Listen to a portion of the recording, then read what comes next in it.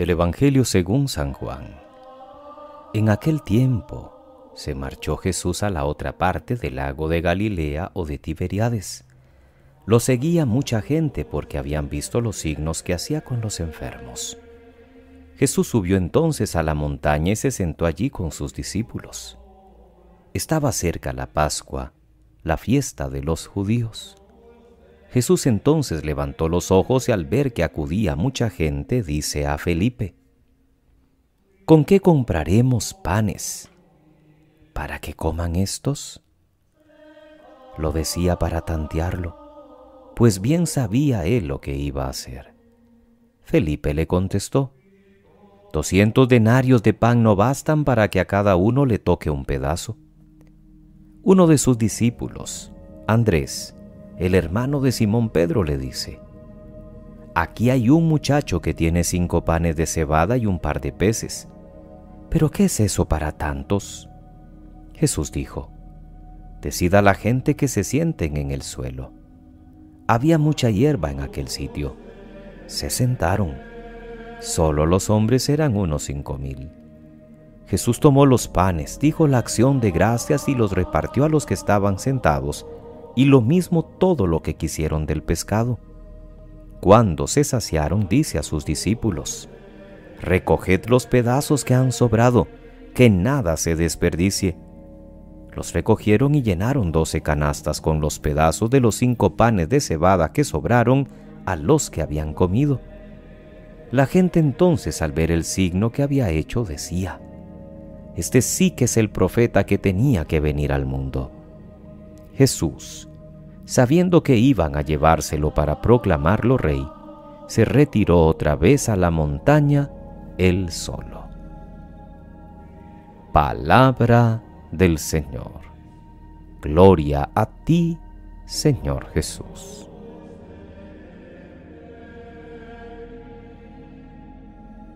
Es viernes, queridos hermanos.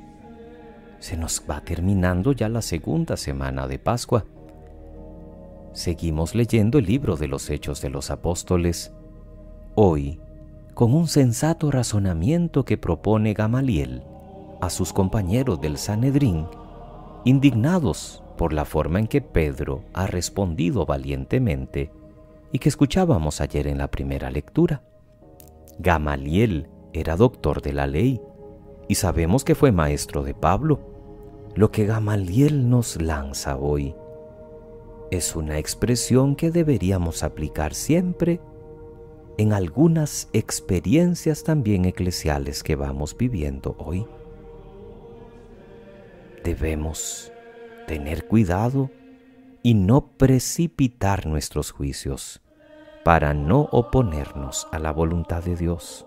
Por muy incómoda que sea la actitud de los discípulos de Jesús, el Sanedrín debería tener más sensatez, más prudencia, que es lo que recuerda este maestro de la ley. Los apóstoles siguen sorprendentemente valientes. El propósito de predicar a Jesús no debe dejarse a un lado a pesar de todas las prohibiciones.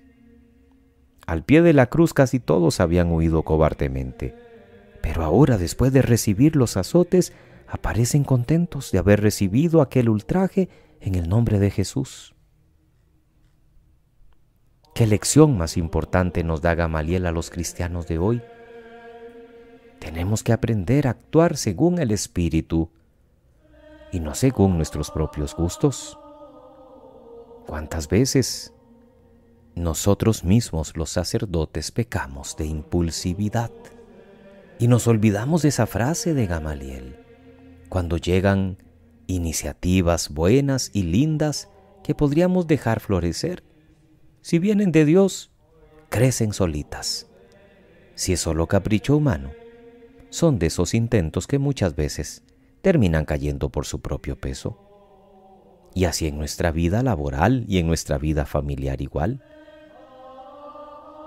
El libro de los Hechos de los Apóstoles en los días sucesivos nos va a mostrar los momentos de prudencia y de discernimiento que la misma comunidad cristiana tuvo que ejercitar, porque vendrán dificultades provenientes de los convertidos del judaísmo, de las comunidades de Antioquía y de otras regiones.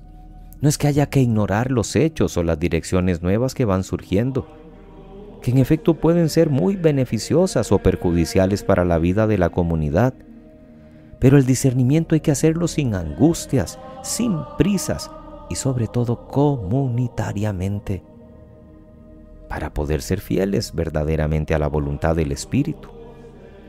No olvidemos lo que Jesús recomendó a sus propios discípulos en aquella parábola del trigo y la cizaña: no precipitarse para no arrancar el trigo creyéndolo cizaña. Y el evangelio que escuchamos hoy es el inicio del capítulo 6 de Juan, todo el discurso del pan de vida que leeremos en los próximos 8 días. Los evangelistas cuentan repetidas veces el milagro de la multiplicación de los panes. Y el relato de Juan es importante y programático para entender la persona de Jesús, y sobre todo ese binomio fe y Eucaristía que ocupan un lugar importantísimo en la comunidad cristiana. La escena que nos ha narrado Juan tiene detalles muy expresivos. Hay iniciativa del mismo Jesús, se conmueve de la fidelidad de la gente. No hay un excesivo entusiasmo en los apóstoles por la idea de dar de comer a todos. Su protagonismo más subrayado en Juan que en los otros evangelios.